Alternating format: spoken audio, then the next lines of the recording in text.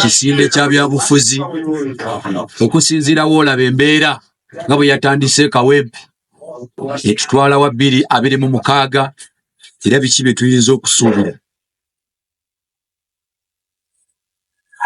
Neeyanza nnyo Sebuliba, njagala kwebaza n'abakandidates bonna abawadde programu eno ekitiibwa ne bajja ne beetaba wamu naffe. Mwebale nnyo, mwebale ddala. Basseba batuwuliriza, nze Lubowa Henry, nze muteesiteesi omukulu owa Democratic Alliance. Bassebo ne bannyabo, election eno ey'e Kawempe Democratic Alliance tugiyinamu interest, era njagala kubategeeza officially nti olunaku lw'enkya tugenda kuba tumaze okola okunoonyereza kwaffe n'okukaanya kwaffe, era tusalewo kiki tugenda okola e Kawempe North. Bassebo ne bannyabo, election eno nkulu kubanga egenda kutuwa ekifaananyi ku ki kye tulowooza oba kye twagala kibeere mu 2026 n'okugenda mu maaso. N'olw'ensonga eyo tetusobola kugireka bulesi olw'okuba waliwo abaagala okwesimbawo n'okufuna ebifo. Therefore kikulu nnyo eri buli munnabyabufuzi okulaba nti ateekamu obwongo bwe bwonna okulaba nti election eno eweggwanga ekifaananyi ekituufu mu kaseera akatuufu. Bassebo ne bannyabo, tubadde tutambula mu bakandidates mu ggwanga, era ffe nga DA watetaddewo candidate naye bonna tubalaba. Waliwo ensonga zaffe nga 3 ze twesibako okuva yonna gye tubadde. Tunoonya era tulowooza nti election y'e Kawempe terina kuba ku nsonga za Kawempe zokka, zirina okuba issue nga za ggwanga, national issues.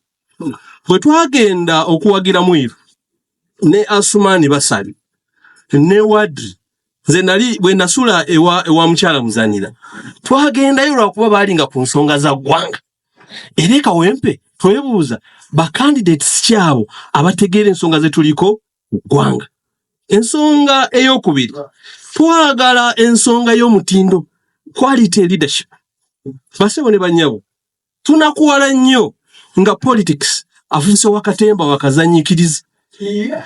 Tunakuwala nnyo nga politics afuuse wakwesika bitogi. Bassebo ne bannyabo, twagala okugenda mu theatre era tujja kugenda bannakatemba tubalabe. Naye ate ne parliament tukyagalamu abakulembeze ab'omutindo.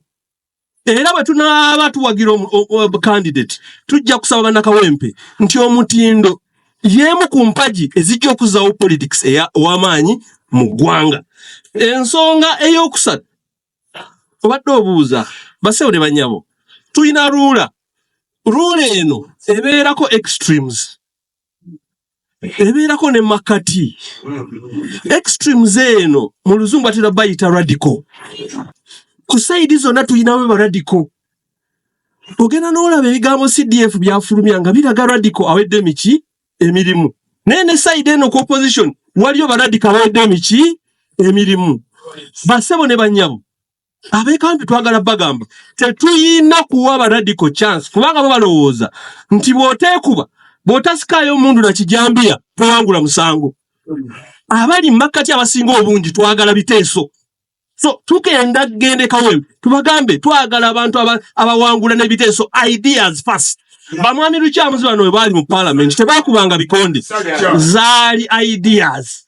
Era enkya bwe tunaba tusalawo candidate eyo y'emu ku nsonga ezigenda okuba enkulu kubanga nkulu. Njala kumaliriza, bwe twajja wano okutandika okwogera ku mulamwa guli tetwalina structure nga DA. Naye njagala kubategeeza nti wetwogerera tewali muntu yenna yeesimbyewo alina structure zisinga Democratic Alliance Kawempe. Era bwe tunaagenda e Kawempe ettaka ligenda kutambula. Mugenda kukiraba nga tulangiridde. Ate ffe tuli bantu ba bigambo byaffe, tulinga Idi Amin bw'agamba nti enkya ku ssaawa 5 nja kujja, 45 baakoze eki atuuse. Tujja kujja era ensonga ze tugambye tetujja kuziryamu lukwe, tugenda kuzikiikirira bulungi nnyo. Ssaabasajja Kabaka awangaale. Kale weebale nnyo Lubowa owa DA. Commissioner CBS FM.